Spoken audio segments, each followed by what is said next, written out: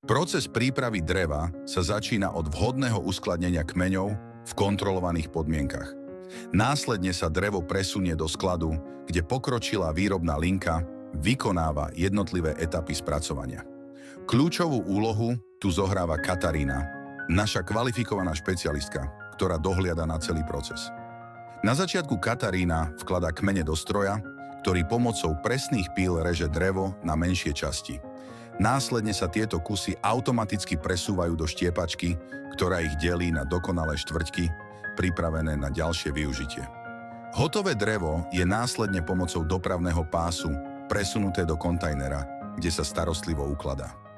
Uskladnenie dreva prebieha v špecializovaných podmienkach, ktoré zaručujú jeho optimálnu čerstvosť a trvácnosť.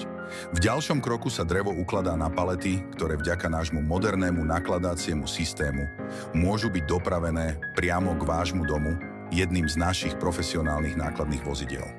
Je to proces, pri ktorom presnosť, moderné technológie a dôkladnosť zabezpečujú produkt najvyššej kvality, pripravený na použitie v každej situácii.